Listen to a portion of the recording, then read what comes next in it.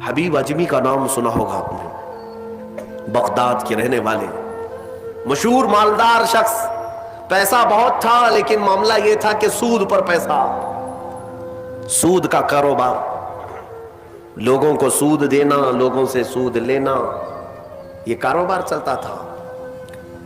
مسلمانوں اگر اپنے معاشرے میں سود کی بلا ہے تو فوراً توبہ کر لو۔ میرے آقا صلی اللہ علیہ وسلم کا فرمان عالی شان ہے، جس نے سود کا ایک لقمہ کھایا وہ گناہ اتنا بڑا ہے کہ جیسے کہ کعبے کے سامنے اس نے اپنی ماں سے زنا کیا۔ یہ بہت خطرناک چیز ہے، لوگ اس کو آج ہلکے میں لیتے ہیں۔ پیسہ ڈبل کرنے والا سسٹم مسلمانوں کو بہت جلدی پسند آتا ہے، کوئی بھی آ جائے کمپنی، چیٹ فنڈ کمپنیاں صرف مسلمانوں کے معاملے میں ہی کامیاب ہوتی ہیں، باقی جگہ نہیں۔ لاکھ روپے دو اور تم گھر میں نواب صاحب بیٹھے رہو، ہر مہینہ 10-10 ہزار آتا رہے، یہ پتہ ہی نہیں کہ کس طرح سے آتا ہے۔ تمہارے گھر میں آنے والا ایک لقمہ بھی تمہاری تحقیق کے بغیر نہیں آنا چاہیے، تم مسلمان ہو۔ ایک سکہ بھی تمہارے گھر میں بغیر تحقیق کا نہیں آنا چاہیے۔ اگر مشکوک، یعنی جس میں شک ہے، حرام کی بات نہیں کر رہا ہوں، حرام تو بڑی بات ہے، جس مال میں شک ہے اس مشکوک مال کا بھی ایک لقمہ کھا لیا تو اولاد بگڑ جاتی ہے۔ بزرگوں نے فرمایا اولاد بدتمیز پیدا ہوگی، بد اخلاق ہو جائے گی، کردار سے عاری ہو جائے گی، اس کا خیال رکھو۔ تو میں عرض یہ کر رہا تھا کہ حبیب اعجمی سود کا کاروبار کرتے رہے۔ ایک دن ایسا ہوا کہ اپنی بیوی سے گوشت لا کر دیا اور کہا کہ پکاؤ۔ بیوی نے کہا لکڑیاں نہیں ہیں، کہا کہ میں فلاں کے اوپر میرا سود آتا ہے، سود میں وہ لکڑیاں لے آؤں گا، سود میں لکڑیاں بھی، گھر کا آٹا بھی سود میں، لا کر کے دیے۔ بیوی نیک تھی، سمجھاتی رہی۔ اس دن دعا کرتی ہے مولا میرے شوہر، میرے سرتاج، میرے رفیق حیات کو ہدایت دے دے۔ جب چولہے پر یہ ہانڈی رکھی گئی، کھانا پک گیا، یعنی سالن پکا تو اس نے اتارا، حبیب اجمی دسترخوان پر تھا، ہانڈی کھولی گئی تو اس میں پکتا ہوا خون تھا، خون کے علاوہ کچھ نہیں۔ حبیب اعجمی نے پوچھا یہ کیا ہے؟ بیوی نے کہا جب لوگوں کا مال سود میں لا کر کے دو گے تو اللہ تعالیٰ تمہیں دنیا میں ہی خون کھلا رہا ہے، آخرت میں کیا عذاب ہوگا۔ بات اثر کر گئی، بات اثر کر گئی دل پر، اور ڈر بھی گئے کہ اپنی آنکھوں سے دیکھا کہ پکتا ہوا گوشت خون بن چکا ہے۔ فوراً پورے جسم میں کپ کپی طاری ہو گئی، توبہ کیا، کھڑے ہو گئے، گھر سے باہر نکلے تو راستے سے جا رہے تھے، بچے جو کھیل رہے تھے، ایک بچے نے پکار کر کہا اے بچے ہٹو، یہ سود خور آ رہا ہے، اس کی چھاؤں کہیں ہم پر پڑ گئی تو ہم برے ہو جائیں گے۔ بچوں میں بھی یہ بات آ گئی تھی۔ حبیب اجمی کو آج دل پر بات لگی، میرا رب کسی کے لیے ہدایت دیتا ہے تو کچھ ذریعے بنا دیتا ہے۔ حبیب اجمی اب رونے لگ گئے کہ میں اس قدر خستہ ہوں، اس قدر بدنام ہوں کہ بچے میری چھاؤں سے بھاگ رہے ہیں۔ اب سوچا کہ اب میں سود نہیں لوں گا اور نہ ہی اس کاروبار میں، سب کو چھوڑ دیا۔ لیکن اب مسئلہ یہ تھا کہ بچپن شروع سے کوئی کام کرنے کی عادت نہیں تھی، پیسہ دینا ہے، مارکیٹ میں گھما کر کے بڑا کر کے لانا ہے، کام کرنے کی عادت نہیں تھی، فن نہیں تھا، ہنر معلوم نہیں تھا، اب کمائیں تو کیسے کمائیں۔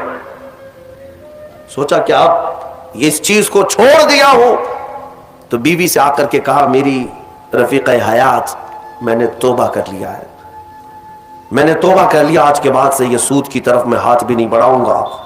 بیوی سجدہ شکر ادا کرتی اور کہتی ہے میرے رفیق، اے میرے زندگی کے ساتھی، اب فکر مت کرنا، میں تم سے کسی چیز کا مطالبہ نہیں کروں گی، آدھی روٹی بھی لاؤ میں صبر کروں گی، آدھی روٹی بھی آئی تو میں صبر کروں گی، اس لیے کہ آپ حلال رزق کی طرف جا رہے ہیں۔ کاش ہماری عورتیں ایسی ہوں جو اپنے شوہر کو سیدھے راستے پر لانے کا سبب بن سکے، ورنہ بہت ساری عورتوں کے مطالبات کی وجہ سے مرد حرام کاریوں میں پڑ گئے۔ تنخواہ تھوڑی سی ہے، عورت کے مطالبے زیادہ ہیں، اس کے مطالبے پورے کر نہیں پا رہا ہے تو حرام کاریوں میں مصروف۔ بہت سارے مردوں کے بگڑنے کی وجہ ان کی عورتیں بنی ہیں، اور جب پورا نہیں کر پاتے اور پیسہ بھی نہیں مل پاتا تو پھر نشے کی عادت لگ جاتی ہے۔ ٹینشن سے مکتی چاہیے، جو روز عورت مجھے گھر پہ جاتی پریشان کرتی ہے۔ میرے عزیزوں، وہ حبیب اجمی کی خاتون نے ان کو دلاسا دیا کہ جاؤ آپ نوکری کرو، नौकरी कहां करते, अब तक करने की आदत नहीं थी, उम्र हो गई थी। सीधे गए एक देहात, छोटा गांव था, उस गांव की एक मस्जिद थी, मस्जिद के अंदर जाकर बैठ गए। दिन भर बैठे रहे, नमाजें पूरी पढ़ ली, इशा का वक्त हो गया, नमाज पढ़ करके अल्लाह की बारगाह में रोने लगे, मौला काम का आदमी नहीं हो, अब तक किया नहीं, अब मैं अपने घर कैसे चलाऊं, तो मेरे लिए कोई इंतजाम फरमा। रात के वक्त आए, बीवी ने पूछा कोई नौकरी मिली? कहां मिल गई है, नौकरी मिल गई है, बहुत ही अच्छी जगह पर एक बादशाह है, उसके यहां खिदमत पर मैं लग गया। कहा बहुत अच्छी बात है। दूसरे दिन फिर गए, उसी मस्जिद में बैठे रहे। रात को आए, बीवी ने पूछा कुछ उजरत मिली आज, जिस बादशाह के यहां काम कर रहे हो तुम्हारी नौकरी पर कुछ तनख्वाह मिली? कहा नहीं, बादशाह ने कहा है कल दे दूंगा। अपनी बीवी को टाल रहे थे, अपनी बीवी को टालने के लिए बोल दिया ऐसी कि नौकरी कर रहा हूं, कहा कि कल देने का वादा किया है। फिर तीसरा दिन आया, तीसरे दिन भी वो उसी मस्जिद में रात गुजार कर आए। बीवी ने फिर पूछा कुछ उजरत मिली? कहा नहीं, आज भी नहीं दिया, बादशाह ने कहा कल दे दूंगा। चौथा दिन आया, चौथा दिन भी मस्जिद में गुजार कर आए। हालांकि बीवी ने सब्र का दामन ऐसा पकड़ी रही और कहने लगी मुझे कोई जल्दबाजी नहीं है, जब आएगा तब खाएंगे। 4 दिन हो गए, आज फिर रात को बीवी ने पूछा कुछ तनख्वाह मिली, घर कैसे चलेगा? 4 दिन से चूल्हा नहीं जला घर पे। कहा आज भी बादशाह ने नहीं दिया, कहा कल दूंगा, रोज कल रोज कल।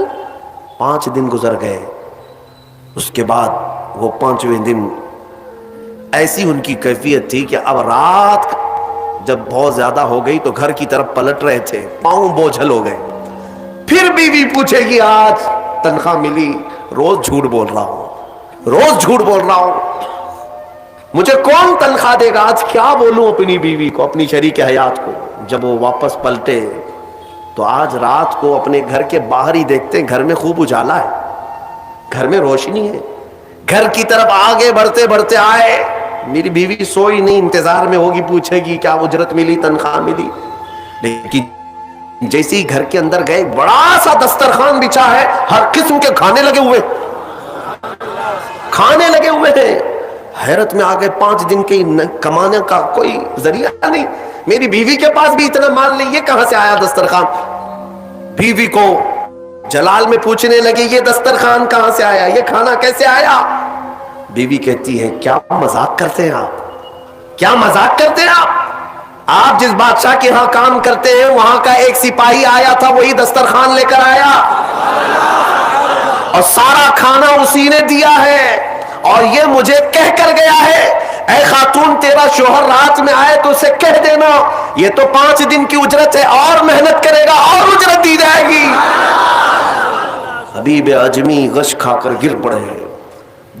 बीवी ने उठाया, पूछा क्या बात है, क्यों गश खाकर गिर पड़े? होश आने के बाद कहते मेरी रफीक हयात आज सच बताता हूं, मैंने कोई नौकरी नहीं की, मैं निकम्मा आदमी, कोई नौकरी नहीं की। मस्जिद में जाता था, खाली बैठा रहता था, आज डर करके आ रहा था कि तुझे जवाब क्या दूंगा। वह रहमान इस कदर गैरतमंद है अपने बंदों पर, इतना रहीम है कि तेरे सामने शर्मिंदा होने से बचाने के लिए वो जिसको भेजा मौला वो किसी बादशाह का सिपाही नहीं, वो उसी रहमान का कोई फरिश्ता आया था जिसने खाना दिया है। अजीजा ने गिरामी, कहने के लिए बहुत सारी बातें हैं, लेकिन मैं इतनी बात अर्ज करना चाहता हूं, जिंदगी गुनाहों में गुजरी, एक बार तौबा करके हबीब अजमी के आ गए और मौला करीम ने अपने सारे दस्तरखान उनके लिए कुशादा कर दिए। उसके बाद जानते हैं हबीब अजमी उसी दस्तरखान से उठ करके जो चले गए, ऐसी इबादत, ऐसे मुजाहिदात किए, अल्लाह अकबर, उस मकाम उज़्मा पर फाइज हो गए थे कि जिस मकाम की गौसे आजम अब्दुल कादिर जीलानी भी ताज़ीम किया करते थे रज़ी अल्लाह ताला।